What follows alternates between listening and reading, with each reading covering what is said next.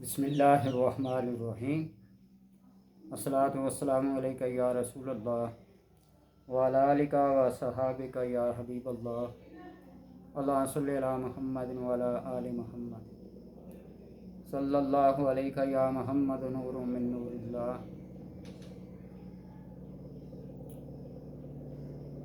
اللہ تبارک و تعالی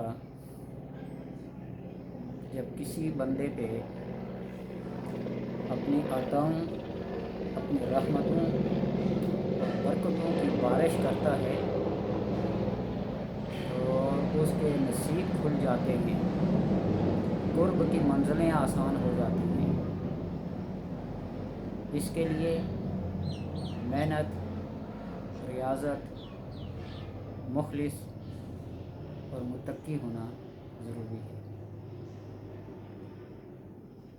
تقوی کے ساتھ اگر اخلاص نہیں، خلوص نہیں، تو پھر ساری محنت بیکار اور رائیگاں اور ضائع ہونے والی ہے۔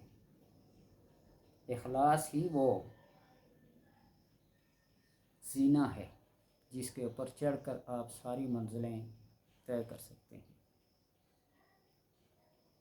غربت و افلاس کے مارے ہوئے لوگوں کے لیے ایک ایسا بہترین شاندار وظیفہ عشاء کی نماز کے بعد یا بستر پر بیٹھ کر ایسے وقت میں کہ وظیفہ کرنے کے بعد کوئی فالتو لغو اور بیہودہ بات نہ کرنی پڑے، کوئی مجلس ایسی جس میں لغویات ہوتی ہیں، مذاق ہوتا ہے، ایسی محفل نہ ہو۔ فکر کی، ذکر کی، نعت کی محفل ہو تو کوئی حرج نہیں ہے۔ عشاء کی نماز کے بعد بستر پہ بیٹھ کے، دو ہی ٹائم ہے، یا عشاء کی نماز کے بعد، شرط یہ ہے کہ اس کے بعد کوئی فضول قسم کی محفل میں شرکت نہ ہو، یا پھر لیٹ نائٹ جب آپ سارے کاموں سے فارغ ہو کر بستر پہ پہنچتے ہیں تو اس وقت چند منٹ کے لیے اپنے سر کو جھکا لیں، دل کی طرف متوجہ ہو جائیں۔ یا ربنا میری جھولی بھر دے، یا ربنا میری جھولی بھر دے، یا ربنا میری جھولی بھر دے۔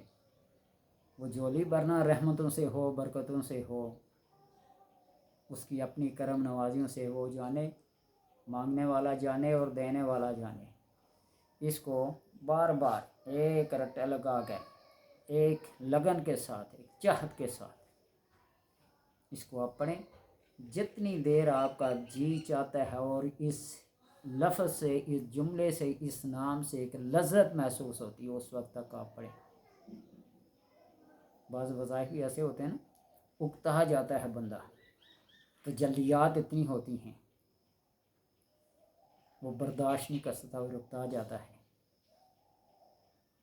جب تک آپ لذت محسوس کریں، جس طرح قرآن پاک پڑھنے کا حکم ہے نا کہ ایک ہی مجلس میں، ایک ہی محفل میں بیٹھ کر پورا قرآن ختم کرنا ضروری نہیں۔ آپ قرآن کو اتنا پڑھیں جتنی دیر تک آپ کا دل اس میں لگا رہے، اور جب دل ادھر ادھر کی باتیں سوچنے لگے، ذہن میں آنے لگیں، قرآن کی تلاوت ختم کرتے ہیں۔ اسی طرح اس وظیفے کو ادا کرتے ہوئے جب تک آپ کا ذہن، آپ کا دل اس سے چاشنی، سرور محسوس کرتے ہیں، آپ اس کو پڑھیں۔ چند دن، چند ہفتے آپ اس کو معمول بنا لیں، اللہ تبارک و تعالیٰ کی رحمت جوش میں آتی ہے۔ بندہ جو مانگتا ہے نا وہ اسے ملتا ہے۔ اللہ کے اور بھی نام بے شمار ہیں، لیکن جب اللہم ربنا، اللہم ربی کے الفاظ کے ساتھ، ان جملوں کے ساتھ اللہ تبارک و تعالیٰ کو مخاطب کرتا ہے نا، تو اللہ کی یہ صفت ربوبیت، قبولیت کا ایک زینہ ہے۔ اس زینے پہ چڑھ کر آپ ساری منزلیں، سارے مراتب لے سکتے ہیں۔ اسی لیے دعا کے شروع میں ربنا کا لفظ آتا ہے، ربنا آتنا فی الدنیا، رب حب لی من لدنک،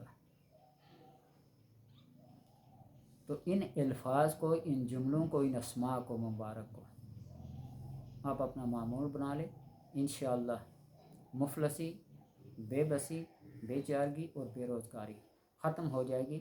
تجربہ کر کے دیکھ لیں۔ اللہ کے نام ہیں، اور یہ جو ربوبیت کا معنی ہے، یہ اللہ کے سارے اسماء کے اوپر غالب ہے۔